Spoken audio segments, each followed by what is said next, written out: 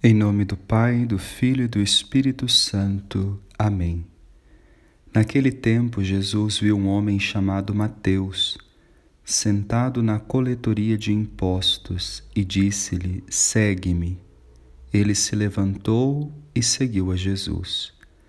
Enquanto Jesus estava à mesa em casa de Mateus, vieram muitos cobradores de impostos e pecadores e sentaram-se à mesa com Jesus e seus discípulos. Alguns fariseus viram isso e perguntaram aos discípulos: Por que o vosso mestre come com os cobradores de impostos e pecadores? Jesus ouviu a pergunta e respondeu: Aqueles que têm saúde não precisam de médico, mas sim os doentes. Aprendei, pois, o que significa: quero misericórdia e não sacrifício. De fato, eu não vim para chamar os justos, mas os pecadores. Meu irmão e minha irmã, hoje a igreja está celebrando o dia do apóstolo São Mateus, que é apóstolo e evangelista. Hoje é uma festa na igreja. Celebramos a vocação de Levi, que o evangelho de hoje narra o chamado de Jesus na vida deste homem. Podemos até dizer que aqui este evangelho nos permite tocarmos naquilo que é a essência do coração de Deus, a sua misericórdia, onde Jesus, ao trabalhar esta realidade da vida de Mateus, ele nos possibilita um acesso ao coração de Deus, à sua misericórdia. Veja, uma coisa fica muito clara: o chamado de Deus é um ato puro de amor. Não olha o que fazemos, mas olha quem somos. Só aqui já nos permite uma alegria profunda. Neste mundo que nos rotula e onde também somos tentados a rotular pessoas pelo que elas fazem, ou sentimos o peso do rótulo por aquilo que fazemos ou não fizemos, o Evangelho já vem nos libertar, dizendo que Deus não vê a nossa ação apenas, mas vê a nossa essência. Veja, a lei condena o pecado e pune o pecador. Duas ações. A lei condena o pecado e pune o pecador. Há quem diga isso e diz: é justo. Mas vejamos a ação de Deus. Deus, na pessoa de Jesus, perdoa o pecado. Não condena o pecado, perdoa o pecado.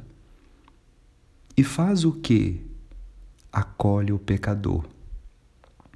Nada é perdido quando é levado a Deus.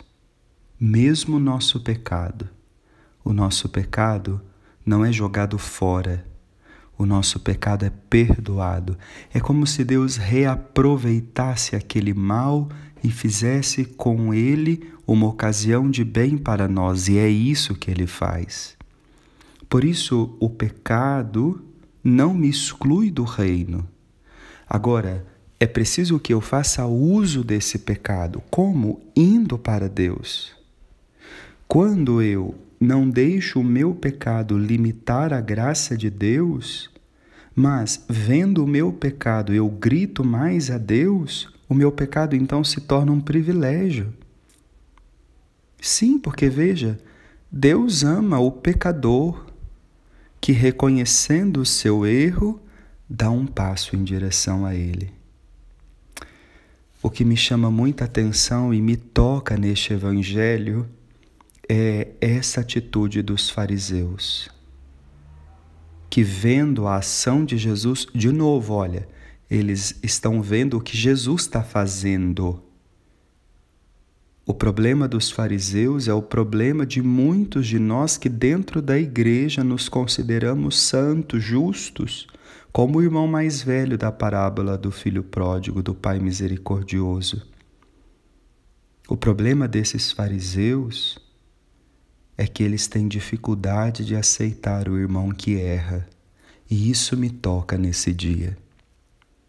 E eu peço a Jesus a graça de ser ajudado por Ele, para que quando eu ver o erro do meu irmão, eu não o condene, mas que eu seja misericordioso, que eu não olhe o que ele fez, mas que eu olhe para ele, e até se eu ver o que ele fez, porque é um fato, que aquela ação que o irmão praticou ou deixou de praticar, que chamamos de pecado, possa soar dentro do meu coração como um grito de que esse irmão precisa do acolhimento, da misericórdia.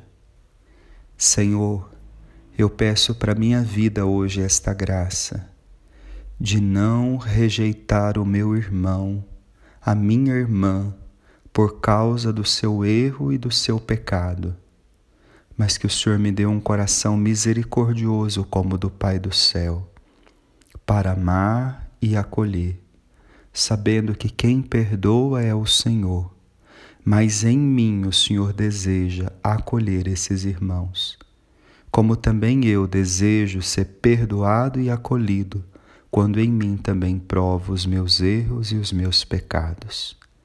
Irmão, irmã, Deus abençoe você. Em nome do Pai, do Filho e do Espírito Santo. Amém.